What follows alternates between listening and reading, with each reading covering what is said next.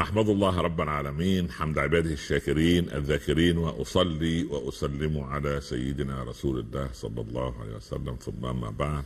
أحبتي الله أينما كنتم، السلام عليكم ورحمة الله تعالى وبركاته. وبعد، مع مذكرة جديدة من مذكرات إبليس، ونحن نتابع في هذه الحلقات ماذا يكتب وماذا ينوي وكيف يخطط.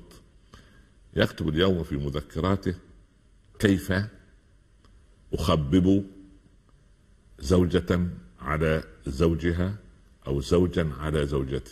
يعني كيف أفسد ما بين الزوجين.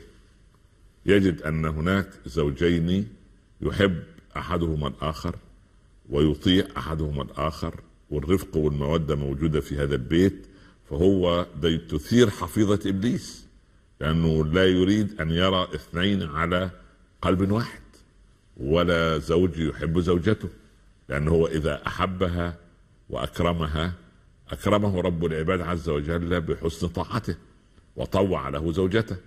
وإذا أحبت المرأة زوجها وأكرمته أكرمها رب العباد عز وجل بأن يطوع لها زوجها، وأن يصيره خاتما في إصبعها باللين والمودة، ليس قهرا ولا إغواء، وفي نفس الوقت تتفرغ هي لعبادة رب العباد ثم لتربية الجيل الجديد أحسن تربية. هذا كله يغضب الشيطان. فماذا يصنع؟ أول شيء، نحن ابتلينا في العصور الأخيرة بأن المرأة اضطرت عدد كثير وكبير منهن من العمل كل يوم. يبدأ الشيطان في تزيين معاملة زميلته له. يقول: يا سلام، شوف الأدب اللي عند الأستاذة فلانة غير زوجتي لا تحب، لا تعرف الاتيكيت، مع أن يمكن زوجته أم الاتيكيت وأم الأدب، بلاش أبو الأدب، أم الأدب، سبحان الله. لكن يبدو أن الشيطان يبتدي يزين بقى ما هذه القضية، يبتدي يعمل إيه؟ التزيين، الوسوسة، التزيين. يقول له: شوف كيف أنها جميلة إزاي، لا إله إلا الله. وبعدين بعد عنك الكثير النظر ده، سبحان الله، طبعا ده يقلل من أسهم زوجته الجمالية عنده، مع أنه هو لو غض بصره لجمل الله له زوجته فلا يرى إلا هي، لأن من غض بصره أطلق الله بصيرته، ومن غض بصره أعطي إيمانا يجده في قلبه وحلاوته على لسانه، سبحان الله.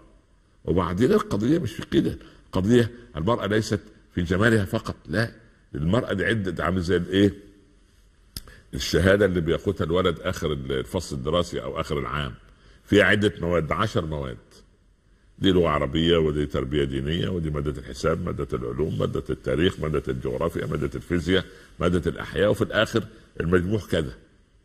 طيب الزوج عندك بنت ناس طيبة ودودة صبورة، ترضى بالقليل، تعينك على الدهر ولا تعين الدهر عليه، تربي أولادك، صوتها منخفض، كل دي حسنات.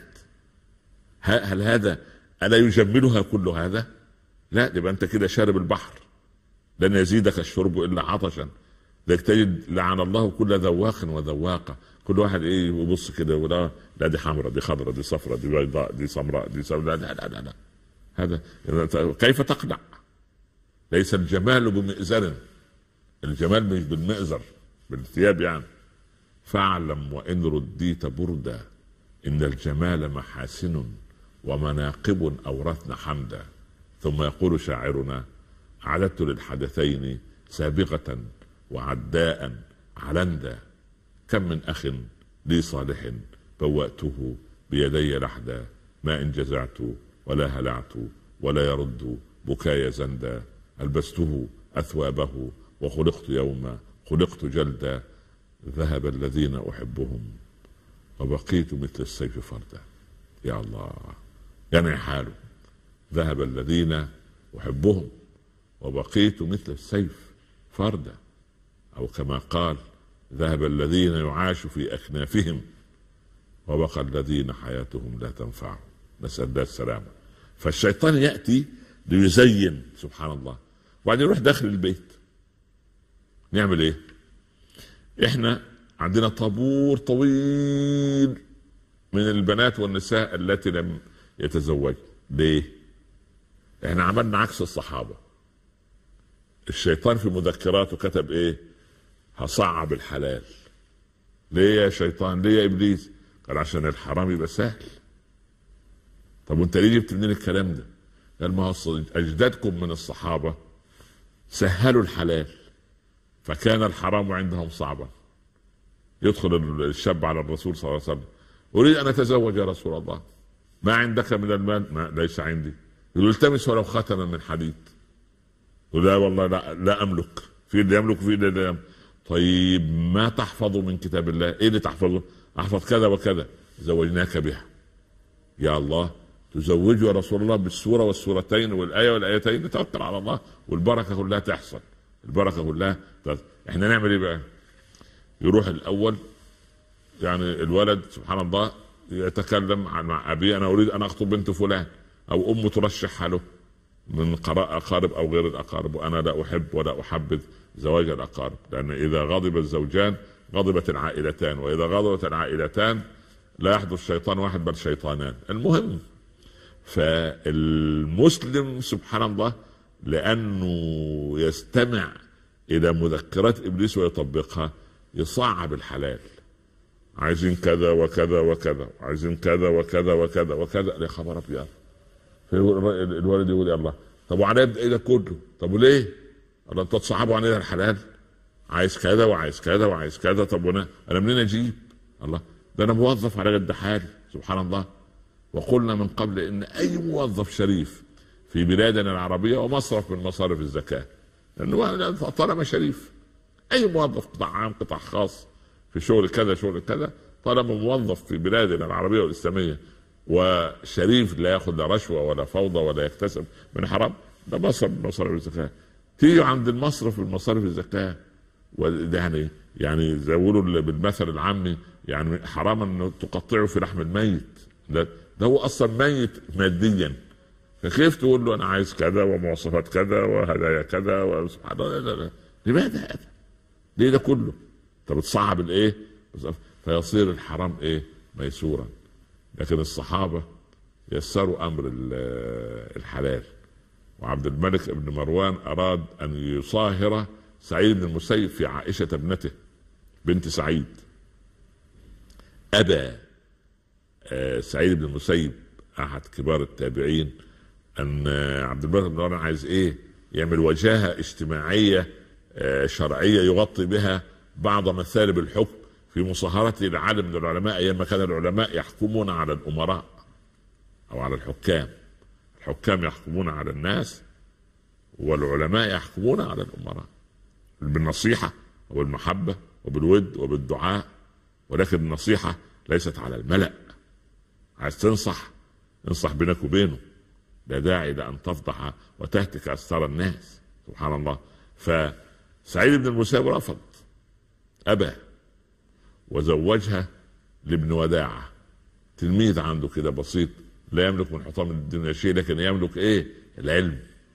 ولما تزوجها ابن أبي وداعة وفي اليوم الصباحية زي ما بيقولوا كده رايح الدرس، إلى أين؟ قال: إلى درس أبوك، إلى درس أبيك، إلى درس أبيك سعيد بن المسيب. اجلس وأنا أقول لك. فجلست فإذا عندها علم سعيد. الله، أتاري خد الايه؟ البنت بعلم أبوها كمان وبعلم أبيها، يعني عشان ايه؟ إخواننا أهل اللغة يخطئوننا، وأنا لا أحب اللحن في اللغة، ومن ضمن يعني بما عجل الشيب علي خشية توقعي اللحن في اللغة، لأني أحب أن أنضبط بلغة القرآن التي أنزل الله بها هذا الكتاب العظيم بلسان عربي مبين. المهم، فالشيطان يصعب الأول عملية الزواج. طب تم الزواج، هل يتركهما هكذا؟ لا، يجيهم من الأول. ولا شوف يقول لك ايه؟ أنا زي أبويا الله يرحمه كان كذا وكان كذا. يا عمي، طب أبوك ورحمه الله أو يرحمه الله، أنت صورة تانية. سبحان الله.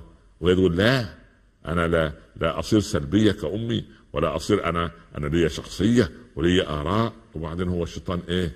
يروح لايه؟ للزوج عريس لسه، يقول له خلي بالك انت لو انحنيت كده من الاول دور بقى على كده يا عم مين يجعلك رجل بعد ذلك. لا انا لا اقبل ان حرمه ترد علي ولا توجهني. فهي ايه؟ الشيطان يروح لها، هي يذهب اليها.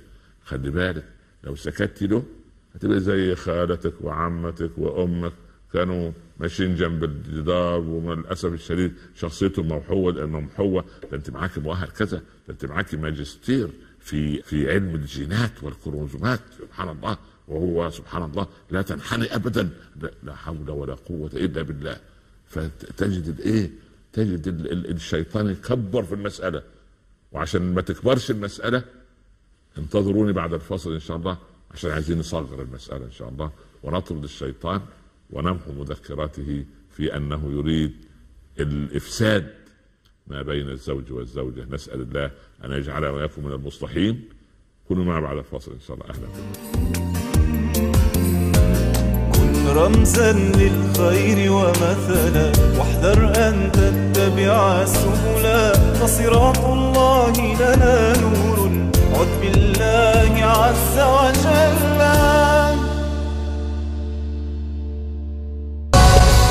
بعد أن استباحهم الظالم الفاجر، بعد أن تواطأ عليهم كل عميل وخائن، بعد أن ضيقوا على لاجئهم والمهاجر، من للمستضعفين في سوريا في الداخل والخارج، من للأطفال في العراء وفي خيام الملاجئ. الإغاثة الإسلامية تدعو كل مسلم حر وعربي أبي للمشاركة في حملتها يدا بيد لإغاثة سوريا في سهرة الجمعة 17 من رمضان بصحبة الدكتور نبيل العوضي وكوكبة من العلماء والمشايخ، وفي ضيافة الدكتور طارق السويدان. يدا بيد، سهرة الجمعة 17 من رمضان في 11 بتوقيت مكة المكرمة. يدا بيد مباشرة على الرسالة.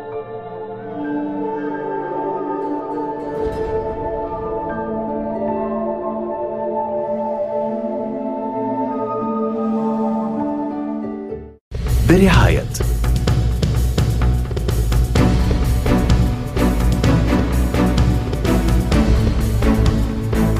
كن رمزا للخير ومثلا، واحذر ان تتبع السبلا، فصراط الله لنا نور، عد بالله عز وجل.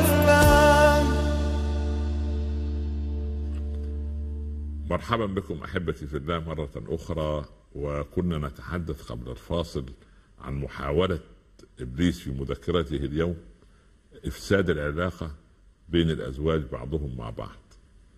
فاذا نجا العروس والعريس في بدايه الحياه من يعني تلبيس ابليس هذا وافاعيله ومذكراته السيئه، فياتي الى مساله احيانا بيوت تنهدم بعد يعني اقل من عام من الزواج. ليه؟ عشان تسميه الولد او البنت.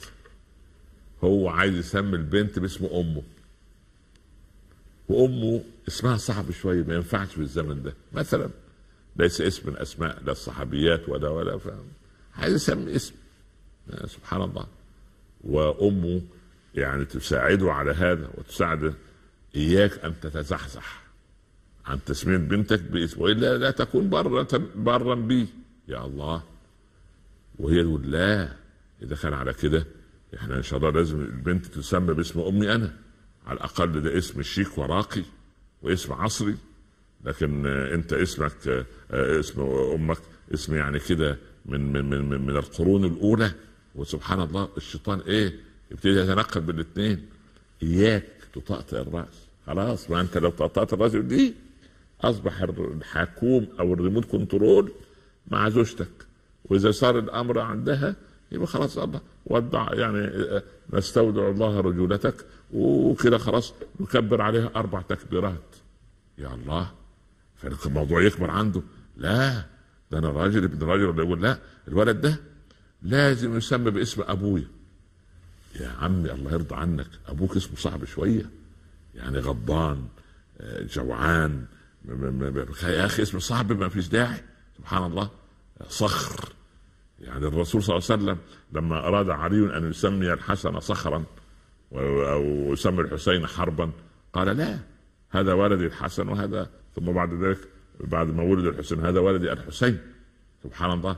فالرسول يعني لم يقبل الاسم الصعب، فهي تقول لا ده انا اسم ابويا اسم يعني كده موسيقي ولا بد. سبحان الله. والشيطان يكبر، لا اله الا الله. وبعدين ياتي طيب مرينا عدينا ازمه الاسم الحمد لله، ندخل في ايه؟ لا، هي من الواجب الشهر الاول او الشهرين الاولين من الولاده لازم اروح اعيش عند امي. ولا كيف يعني تترك البيت وتتركيني وانا قاعد كاني عازب غير متزوج؟ المهم الشيطان يكبر. سبحان الله. واحيانا على ايه؟ على اتفه الامور. يدخل كده قال اذا دخل بيته فسمى الله وسلم على اهله قالت الشياطين لا مبيت ولا عشاء لكم الليله. انتوا مالكوش ايه مجلس في البيت ده اليوم، لان ايه ده بيت مذكور فيه اسم الله. خلاص. لو دخل البيت لم يسمي الله ولم يسلم على اهله قالت الشياطين ضمنتم المبيت وضمنتم العشاء. يبدا مثلا هو ايه يعني يفكر في احوال عمله وعنده ورطه في الشغل، فعلى الغداء ولا العشاء كده ايه مسهم يعني سرحان شويه في ايه. هو انت لا تصاب بالبكم الا في البيت؟ ما انت بره ما شاء الله شغال وكاله رويتر واسوشيتد بريس وكالات الانباء والفضائيات وكده، مالك بتتبرك البيت تتكلم 100 كلمه في الثانيه، تيجي عندنا في البيت وتصاب بالخرس. الشيطان مثلا ايه مش هيقنعه ويقول له اصبر عليها؟ لا ابدا. الشيطان لا يحب الصبر، الصبر يدخل الجنه. هيقول له ابتسم في وجهها، كيف ابتسم في وجهها؟ ولا ابدا. امسك الطبق اللي انت بتاكل بيه ده والعياذ بالله اخبطه في وشها، لا حول ولا قوه، بس وتستدعي الاب وتستدعي امها ويستدعوا الحكم ويدخل الموضوع ويكبر المساله من اثاره شيء بسيط لو هو او انه استعاذ بالله من الشيطان الرجيم. قل اعوذ بالله من الشيطان الرجيم، اللهم اطرد عنا الشيطان يا رب. استعيذ بالله يا مؤمنه، وبس توضئي كده ان شاء الله وربنا سبحانه وتعالى يكرمك. غيري وضعك، اقف اجلس يعني بهذا المنطق، اغلق عليه الابواب مش افتح له الابواب. ده ممكن يقول ايه بعد ما ياكل؟ والله الله يرحم امي كانت تعمل الطبخه دي بالطريقه الفلانيه، بس ايه ما كانش في حد في المدينه يستطيع ان يصنع مثل ما كانت تصنع امي. الله. طب يا سيدي امك الله يرحمها الطاهيه الاولى في العالم يا عم، ماشي يرضيك هذا؟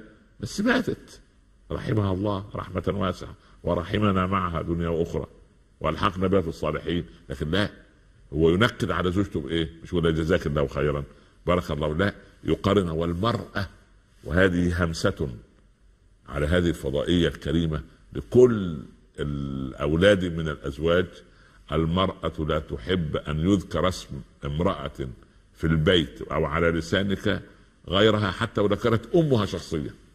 شوف امها واقرب الناس لها، المراه لا تحب ان تذكر امها بخير، لا ولا بشر طبعا. والمؤمن لا يذكر الا يعني لا داعي للمقارنه.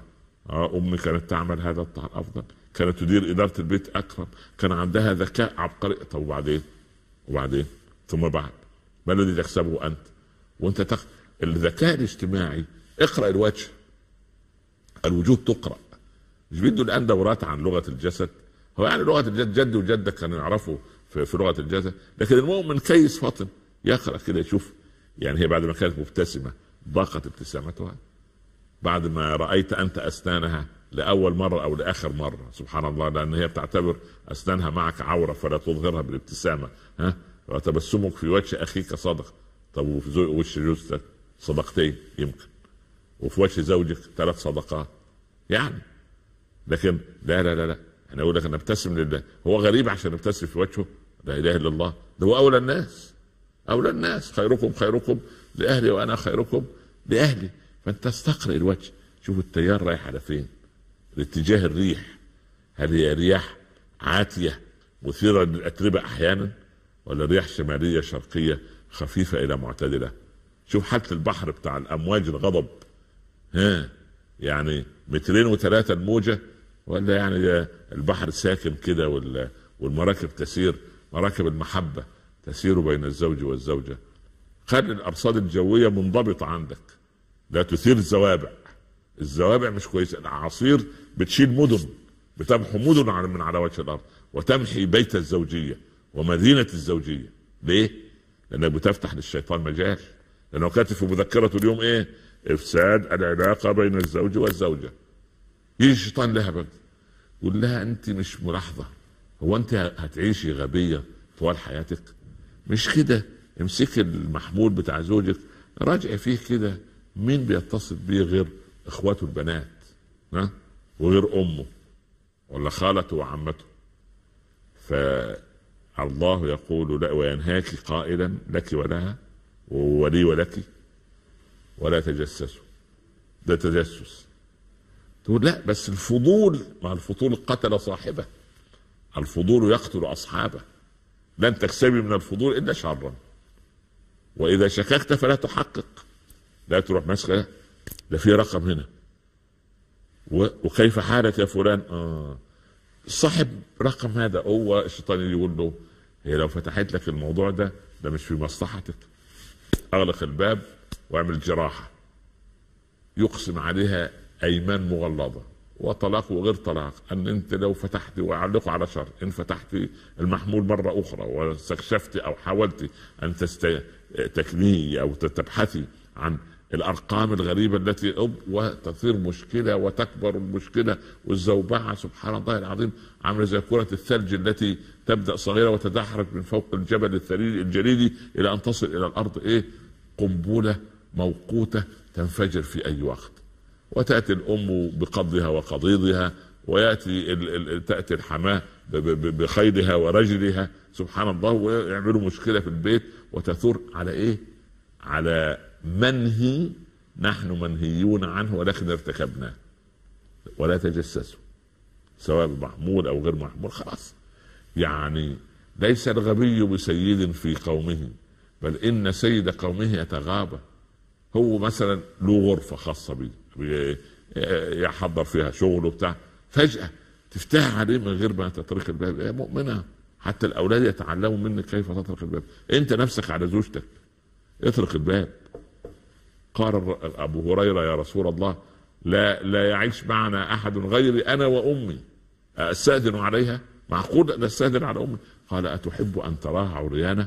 قال لا يا رسول الله. قال استأذن عليها. الله، مش احنا بنعود الاولاد اللي بلغوا الحلم؟ زمان اللي بلغوا الحلم انا وانت يا 50 و60 و70، ده كان الحلم يعني سن 15 18. الان الحلم من سن 4. الولد عنده 4 سنوات يفهم ما لا تفهمه انت، ويستطيع ان يحرجك باسئله ليس عندك اجابتها في صغير الامر وكبيره. فالحلم يعني الولد المدرك. علموا الاولاد من 3 و4 سنوات لا تدخل على ابيك وامك وعلى اخواتك البنات الا اذا طرقت الباب وسمعت الاذن من داخل الغرفه. تفضل ادخل، انتظر لحظه. هكذا. ماذا كان يريد الشيطان في مذكرته اليوم؟ افساد الحياه الزوجيه، ونحن يجب ان نغلقها بطاعتنا لله ومعصيه الشيطان في ذلك. نسال الله ان يصلح ذات بيننا، ولا تنسونا من صالح دعائكم، ونستودعكم الله الذي لا تضيع ودائعه. السلام عليكم ورحمة الله تعالى وبركاته.